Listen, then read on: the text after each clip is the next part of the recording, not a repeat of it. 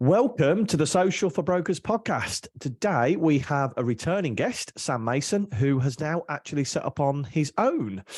So his company, the Mortgage and Protection Hub, was launched in March of 2023.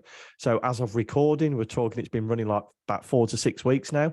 And we're here to have a chat about how he's found setting up, how he's going to generate new business in a brand new company that he's formed, and any challenges that he's come up against since setting up the business, and if there's any challenges he foresees in the future, especially with generating his new business, which I'm really interested to talk to him about, because he's probably one of the people I've seen online that I can see how he's going to generate that business with his following. So it'd be really interesting to talk about that, especially on Instagram. But Sam, thank you very much for coming on, mate. Thanks, mate. Yes, thanks for having me back. Good to be back. Nice. So it was probably nearly 2 years ago you was on the podcast, I think. Must have been, about a year and a half, 2 years ago. Yeah. Lots changed since then. Yeah, a lot's changed. Yeah, I'll say a lot's changed. I'm doing a lot of the same stuff, but just under my own colours and my own brand. So under your own brand. And we'll get into the branding as well, because I've seen you brand all your social media posts, brand your website. You're consistent with that. You know, it's a big thing that I'm a huge believer in. But before we get into that, let's get a bit of a background of you, who you are, where you've been, and how you've got to the point today, so the listeners can get a bit of an insight into you. Yeah, sure. So I grew up in Brighton. So I live in London now, but I grew up in Brighton.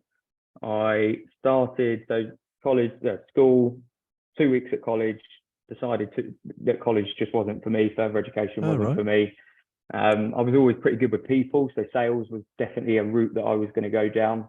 Mm-hmm. And that's where I ended up getting I got an apprenticeship in insurance. So I was the T-boy at an independent insurance brokerage. So they did life, critical illness, income protection, all the things I'm doing now. So did that for a year. That was pretty good. That gave me kind of an insight to kind of financial services and sales. Still at that point, I didn't really know what I wanted to do, but I had an idea that actually, finance and sales, that was probably the route for me. Did that and then moved on to Lloyds Bank. So went to Lloyds Bank and I worked in mortgage collection. So I was dealing with people, and I was only 18 at this time, and my day-to-day role was just kind of dealing with people on the phone that couldn't pay their mortgage. So anything from, they've got cancer and they haven't got any kind of insurance and they couldn't pay their mortgage. So it was a particularly vulnerable situation. So maybe a marital split or something like that. So dealing with those types of people and trying to kind of help them through that. That was, I mean, there was plenty of kind of hard-hitting stories.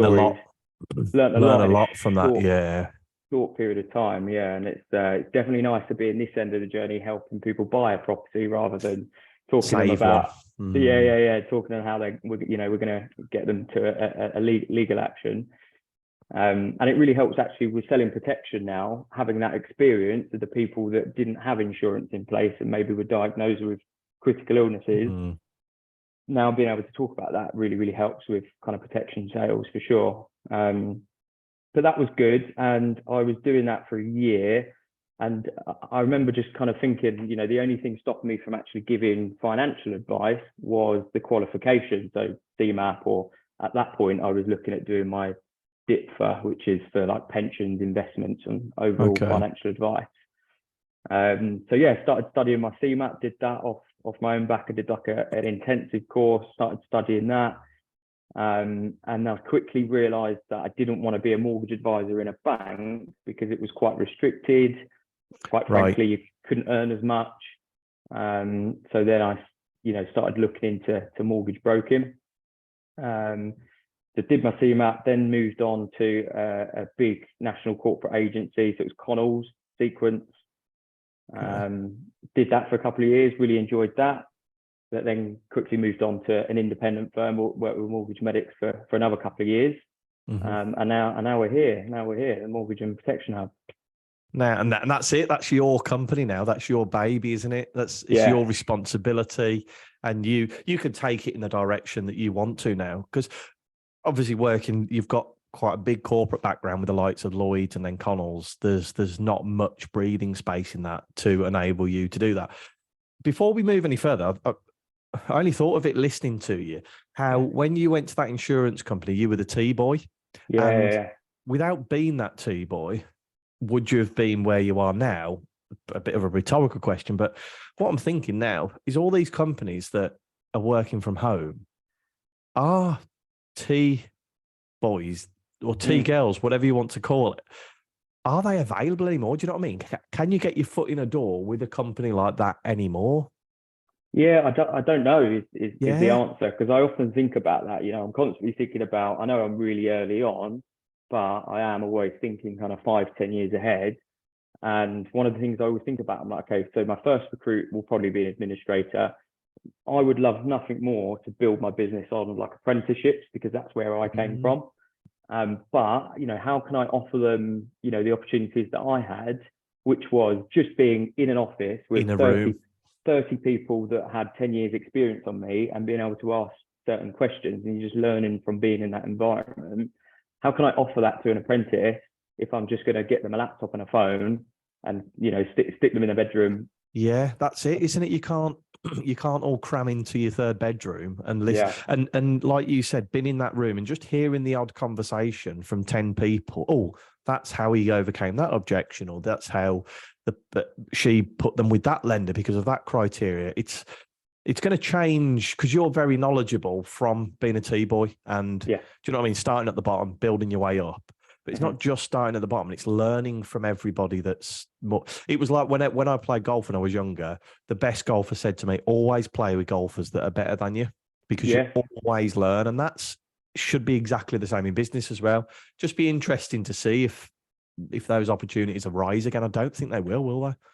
Yeah, I don't know. Yeah, it's a really difficult one. I guess on the flip side of that, the younger generation, they're probably more in tune with being able to, they've probably been working from home with, learning from home. So they might have the skills to be able to do that. I don't know. Yeah. It'll be interesting point to see where that goes. Yeah. Anyway, we'll get off kind of like going down a bit of a rabbit hole that I normally do on TikTok. Like I'll start watching one video and then there'll be a conspiracy theory and then there'll be like something about, I'll just go down them. So we'll stop it right there. So talk to us about that first day when you launched that business. You've got your laptop, your phone, and you are sat there. What did that first day feel like? Was it daunting? Did you have a plan? Yeah, do you know what? Because I was saying this to some of my friends, and they're like, "Oh, does it feel weird?" And I think the good thing is I had the opportunity with my last firm to test working from home, and I did a lot of kind of my own business development as well as support from them. So I do feel like I had an advantage there in the respect that it didn't feel alien, because I was already working from home a little bit, going out networking and kind of drumming up business as well. So I guess the only real weird thing was just the fact that it was my own brand. And there was all the other stuff that I had to do on top of my day job, getting the website done, getting your emails all set up and all of this kind of thing that you just don't even think of, but you quickly learn as you go. You haven't just got an email set up, you haven't got your systems all there ready to go. So I think that was the challenging bit, just going, oh God, like where I know how to do the job, but I've got all this other stuff to think about. Yeah. That was quite strange, yeah. And it's down to you, isn't it? It's like a simple thing like the emails. You've got to set up your domain name servers and then speak to Microsoft. And then it's like, just want to send an email. That's all I want to do. 100%, yeah. And I think because the first email I set up was the Mortgage and Protection Hub at gmail.com. But then actually you start looking at other emails and you're like, actually, no, that doesn't look professional, does it? At gmail.com, that's not professional. Yeah. So yeah, it's quickly changed that. And then, So anybody listening, we don't look after emails personally for people, but we would always recommend that you get your own domain name. So the mortgageandprotectionhub.co.uk. And then you can have any name before it. So you could have info, you could have Sam, you could have Chris, you could have Dave, whatever you wanted.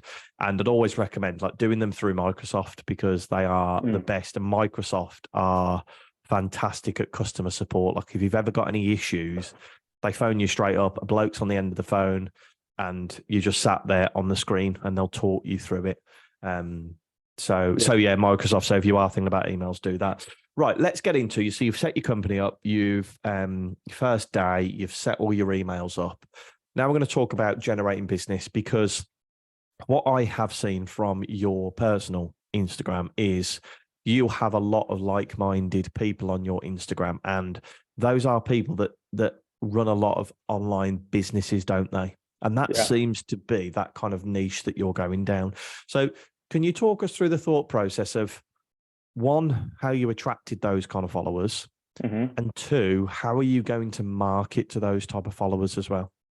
Yeah, good question. Yeah, so I think the first thing, like attracting the followers, to be honest, there's nothing really I can share with that going to help anyone else, because I was just really lucky that the group of friends that I had at school ended up being kind of in that space, you know, content creators, influencers, or just setting up online businesses. And maybe that's my age, so I'm 23 now. So it seems to be quite common in my age group for, you know, an industry that you go into.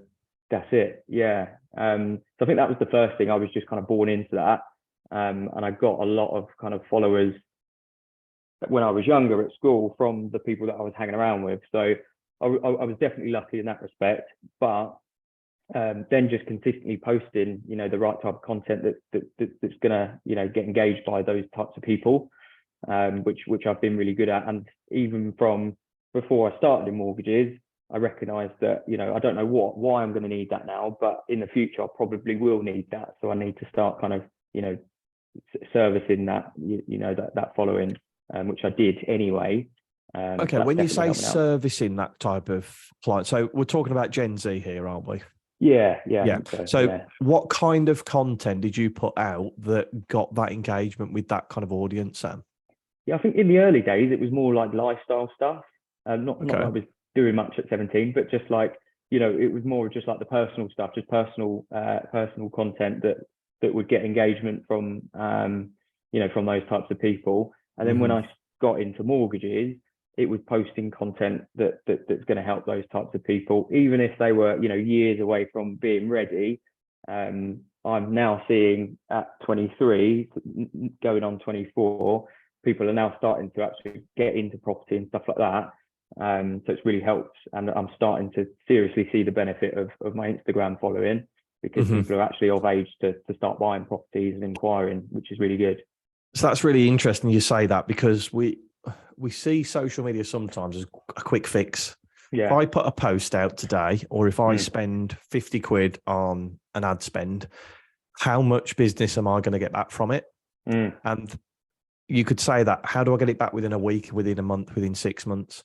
What you've actually done is the right way. You've kind of said, I'm putting stuff out now to warm my audience up, and you've positioned yourself as a thought leader that you are saying in 5 years' time, when my mates at 18, 19 are at house buying age, they will come to me. So you've played the bloody long game. Do you know what I mean? You've played 5 to 7 years. And that's something, if you listen to this podcast, don't think social media is that quick fix. You can put a post out and you get business. It's that long-term game of, and the thing is, you always being consistent with your content. But what I've noticed is you've been really consistent with your engagement. So with your engagement, so you always respond to comments. Yeah. But you do a lot of like questions on Instagram stories, don't you? So for somebody that's never done an Instagram question on their stories, can you talk us through step by step of exactly how you do that, and then how you answer them as well? Yeah, good question. So literally it could be as simple as putting a story up and saying something along the lines of, you know, are you looking to buy in the next 6 months, or, you know, property related question. Naturally, you know, I probably get anywhere between kind of 800 to 1,000 people see that story. And, you know, if even 10% of those reply, you know, if that's 80 people that reply, that's 80 people that I can sit there and just have a conversation with. You know, so as you know, once you've got a reply on the story, so if it's a yes or a no, you can go through and you can see who's answered, and then just spark a conversation, you know. And some of them might have pressed it by accident. Some of them might have, you know, they might just be saying yes, but, you know, they're just, I don't know, they're just saying it to say it. But you sit there and you filter through and you start having a conversation with those people. And naturally, if you get the 10% of that 10%, you've got some leads there that you can actually start working with. And even if it means giving away some kind of free information to start with and planting the seed for the future, if I've had the conversation with that person, the chances are, if they continue following me and see my future content, they're probably going to come back to me.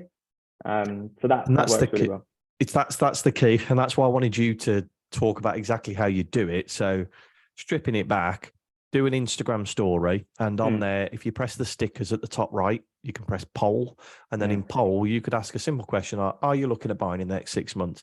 You might do it a bit less direct. So it could be kind of who's been scrolling Rightmove this weekend. It could be yes or no. When people answer yes or no, for anybody that doesn't know this, if you go onto your stories and you at the top left, there's a little bar chart. If you press that, you can see who's responded to that poll. And then what you can do is directly message those people. And it might not be, do you want a mortgage? And I'm sure Sam doesn't do that. It might be, saw you replied to my story. I'm here if you need any help. That does two things. It opens a conversation, so it's a lot easier for them to speak to you because you've initiated the conversation. But even if they don't respond, because they've engaged with a poll on your story, Instagram looks at that and says, Jane Smith has responded to Sam's story. So when Sam releases a piece of content, be that a normal post on the grid or another story, we're much more likely to put it in front of Jane again. Because we've seen that she interacts with Sam's content. So it's that revolving. So yes, the polls are there to try and generate business, but it's also to increase further reach of posts. And this is what Sam does perfectly. He doesn't do loads of polls. He doesn't do loads of personal stuff. He doesn't do loads of business. What he does is he splits it up. And is that something you've learned yourself, or is that your friends being content creators that have almost taught you to do that? Yeah, I don't really know, to be honest. It's just what's worked. And you've repeated what's worked. I've just repeated what's worked. Yeah, because I think if you do go too businessy, for example, my business page, I think the branding looks good, and that's good for building the actual brand.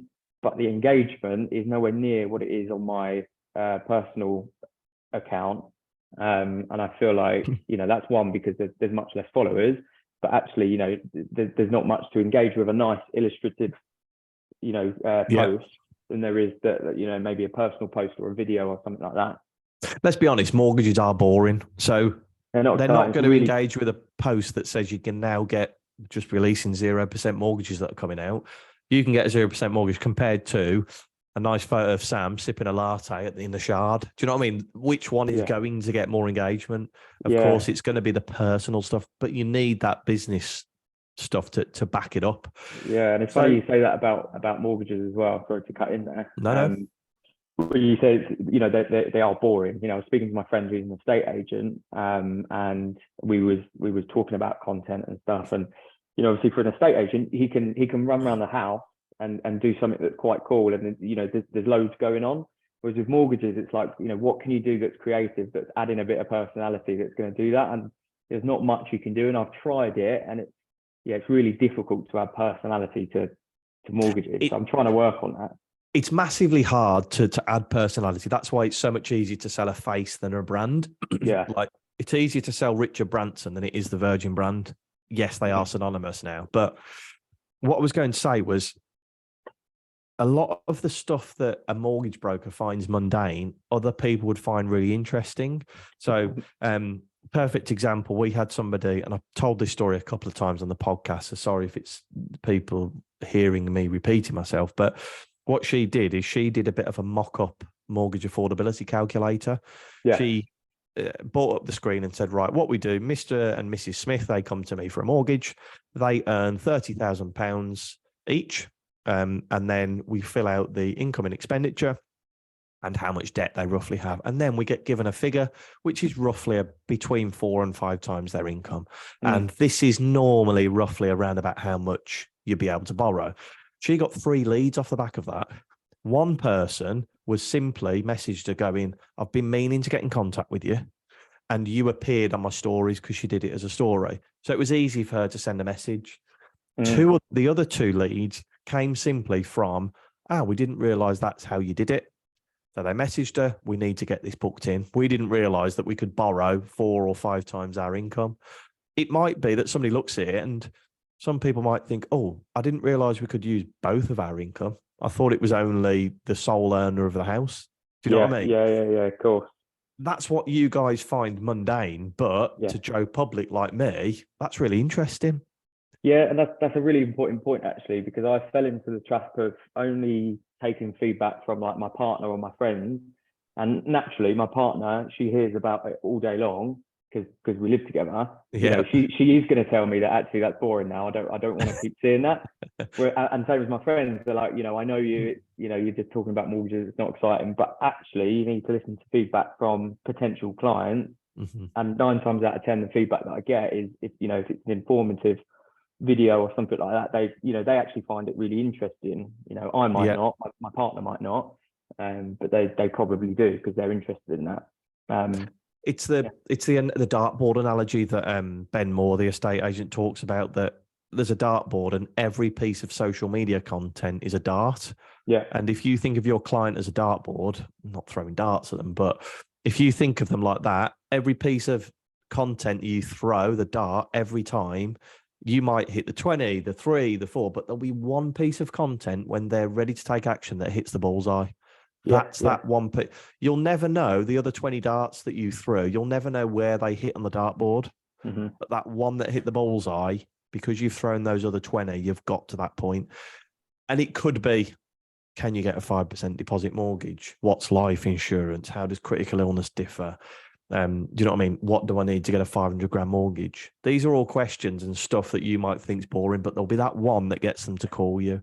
And exactly like you said there, it's potential clients rather than people that have heard it all before. Yeah, that's it. And also, that's why it's also important to not get too worried about trying to impress or help everyone, because every now and again I'll put a post up just to kind of like reintroduce my page and say, look, this is what this page is about. If you're not interested, unfollow.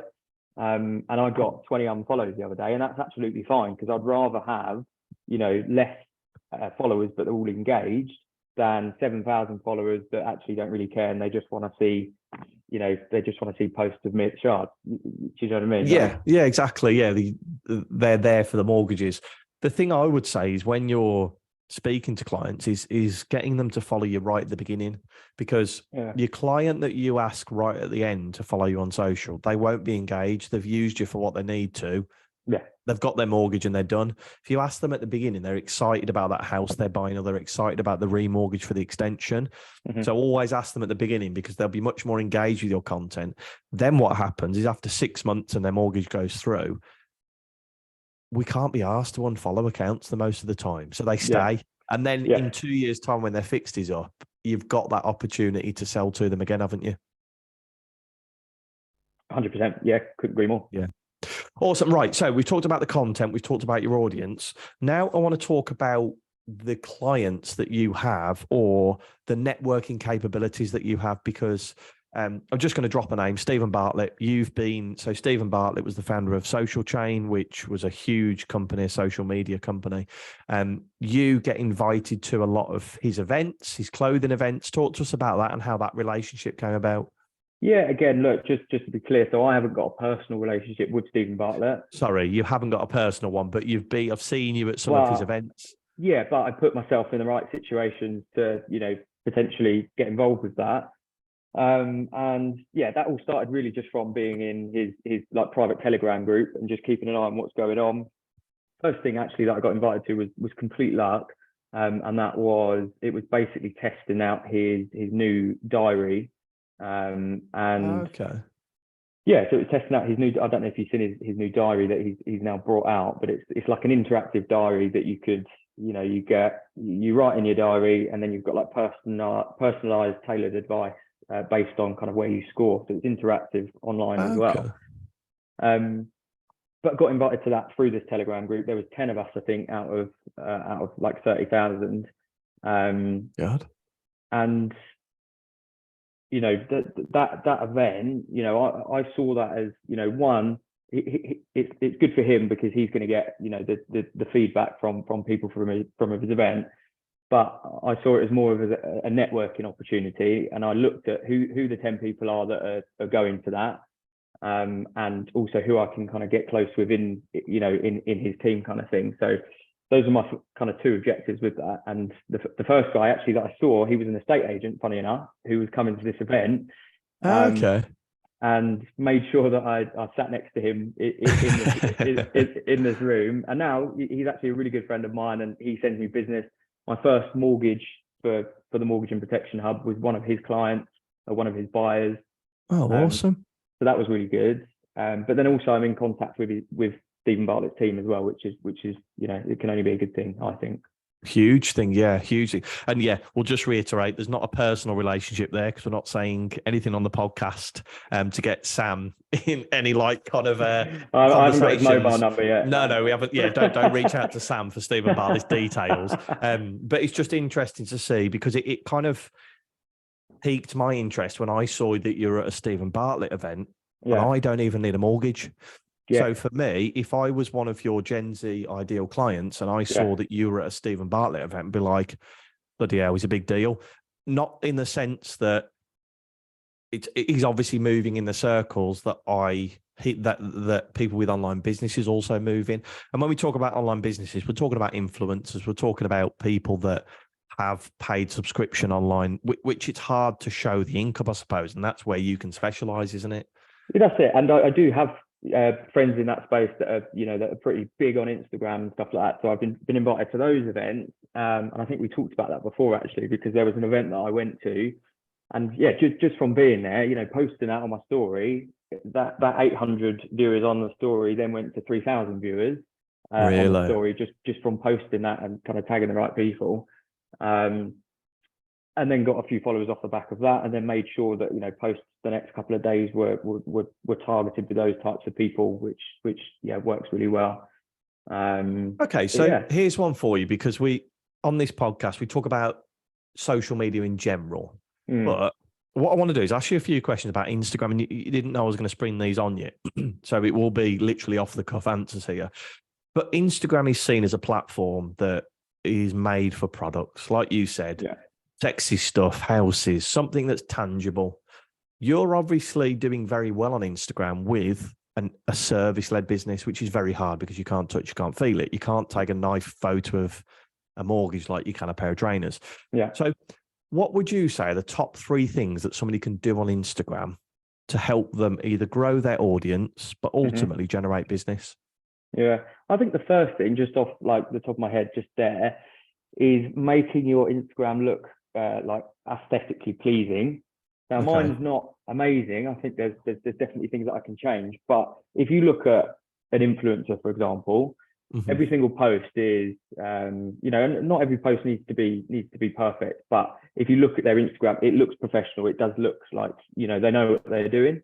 Whereas you look at some other pages and it doesn't look great. So I think that's the first thing, because if someone lands on your page and it's not good quality, or it's a bit all over the place, I feel like you've probably got a less chance of them actually following and continuing to engage with your page. Yeah, so that would be your top one, to make sure your profile looks professional. I think what would you say day to day? And I think the way to ask this is, what's your normal procedure with Instagram on a day-to-day basis? What habits do you form to increase your following and increase your business? Yeah, I think just consistency with actually posting content. So if someone follows you, they've probably followed you for a reason. And if you're not posting the content they thought they were going to see, then they might just unfollow you. Good point. That's really simple, isn't it? They followed you for a reason. Give them what they want. Yeah, I've had it a couple of times where I go on a bit of like I'll get busy, and I feel like everyone's probably guilty of this at some point. You get busy and then you kind of put Instagram to the bottom of the pile. But I've had that, and then people are like, "Oh, well, you haven't posted videos of stuff about mortgages. Have you like gone out of business?" And it's like, no, I've just been really busy. Isn't it? By not posting, people think you've gone out of business. Yeah, yeah.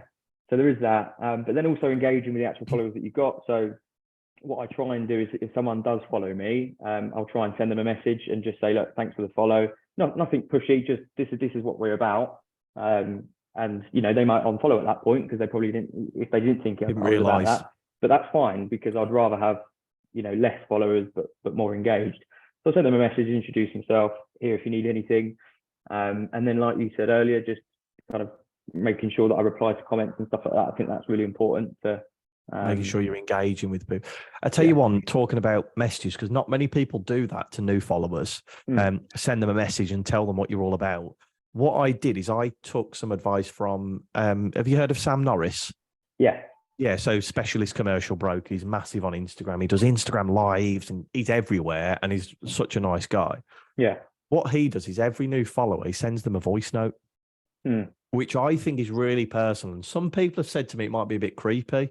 Yeah, but I tried it with loads of followers that started to follow us, and just said to them, like, said their name so they knew that it wasn't a generic message.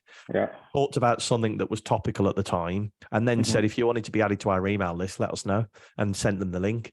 And the amount of response I got back from that, like sending the message, I think is a great idea, but I think a voice note's great because it takes a lot less time. You know what I mean? Just quickly jump on your phone, send a voice note. They know the sound of your voice then as well. Yeah, 100%. I often get messages from people that are maybe like marketing or, you know, like Facebook ads, things like that, how I can grow your business. And if it's just a message, I tend to just ignore it, to be honest, if I've not got a previous relationship with them. But then there's one guy, he had a look at my website, he had a look at my Instagram, he then put a video together, about 30 seconds, but he introduced it. He said, "Oh, Sam, the mortgage man," and you know, he talked about that. And he was the only one really that I responded to, and now we're doing a bit of work together. So yeah, I think just trying to do something a little bit different, and like you say, not looking like it's just a bot, I think will really help you kind of stand out for sure. Definitely, because the people that are on Instagram, especially if you're using Instagram for a platform, they will be savvy to the bulk messaging that they get. They might get 10 messages a day, especially if it's an online influencer. But for you just to send a message or a voice note to say, thanks for following, if there's any type of content that you want a hand with, let us know. So yeah really interesting. Right. Before we get into the strategy question, we like to donate £10 to a charity of your choice as a thank you for coming on. So which charity did you want us to make the donation to? British Heart Foundation, please, Chris. Yeah. British Heart Foundation. We will do that for you. Right. We're going to get into the final question of the podcast. So we're going to pretend that you've moved to the north of Scotland. You've got a laptop, a mobile phone, and an internet connection. What would you do to start generating new mortgage business? Am I allowed to leave the house? Yeah, you can do what you want, mate. I know he's getting his notes up here that he's written out for this answer. No, I love it. That's prep. That's prep. No. What it was, because I think for me, the biggest reason that I've managed to generate business, and like if I look at the last 5-6 weeks that I've been live, I've generated 45 inquiries. Wow. And if I have a look at, so probably 25%, 30% is social media. But then the rest of that is like the networking that I do. So, you know, I've got a list of introducers that have kind of, you know, already starting to send me business. And then I've also got a list of potential introducers that I make sure that I follow up with. So if I am, you know, out networking and I get a name and a number or a business card, it goes straight on the list, and I'll make sure that I kind of follow up with them. And, you know, even if it's just catch up in a couple of weeks and just say, look, do you want to go for a beer? Do you want to go for a coffee? Because I think the worst thing you can do is go to some form of networking event or meet someone and just say, yeah, we'll meet up soon. Yeah, you know, we'll do it, and then not follow up on it, because that happens, you know, far too often. So I think that's probably one of the biggest things that I do that does help. And same as I said, first month, 45-ish inquiries, most of them are from introducers. So yeah, I think that's definitely interesting, because this whole podcast we've talked about social media. Your strategy would be out to go and actually meet people. And what's really interesting is, for anybody that isn't watching this on YouTube and is listening to it on the podcast, remember you can watch all of our interviews on YouTube. Social for Brokers, our YouTube channel, is you see Sam looking at his other screen, not because he's been rude, but because he's got a list of every lead and where it came from. And you can tell me like 30% came from social. This came from this introducer. I've met this introducer, but I want to make him a full-time introducer. So it's really good that, and I think it's every mortgage advisor should do it, is to work out exactly where each lead came from. And you can say, well, 80% of my leads actually came from networking in the last quarter. Therefore, I'm going to ramp up my abilities in that area, because I'm going to lean into my strengths rather than try and drag up my weaknesses. And by the way, though, just on that, so if I look at most of the introducers that are on there, 70% have come from social. So although okay, so it's flipped. So even though the leads come through the introducers, the initial relationship started on social. On socials, yeah. So when I say networking, networking events is fine. I do a lot of that, but actually just speaking with estate agents or IFAs and things like that through socials and having a good social presence, I feel has really helped me kind of get some introducers as well. So yeah, all links back to socials, most of it. So love it. And that's thing is, that's where your business is built, but then you go and meet people in person, especially in London and Brighton. They're places where a lot of people meet, and we've looked after some companies in both areas, and they're always the companies where people get out and about and meet people. Whereas the rest of the country, well, the majority of the rest of the country are a lot of kind of like online meetings, because everything's a bit more spread out when you get out of London and Brighton. That's normally how it is. Okay, awesome. Yeah. Sam, I want to speak about how people can now get in touch with you. So if they are on social media, where can they follow you? Where can they reach out to you if they want to have a chat? Yeah, LinkedIn's probably pretty good to have a chat. So it's LinkedIn, Sam Mason. And then on Instagram as well, I'm probably most active on there, and that is at Sam the Mortgage Man. Awesome, Sam the Mortgage Man. And you just had a bit of a rebrand, haven't you, of that account? Yeah. I thought, look, so Instagram for me used to be a dating platform, but now I'm going all in with the mortgage side because why not? You may as well. Yeah, mate. If you've got the audience there, Sam, thank you very much for coming on. Really appreciate it. Thanks, mate. Cheers. Catch you soon.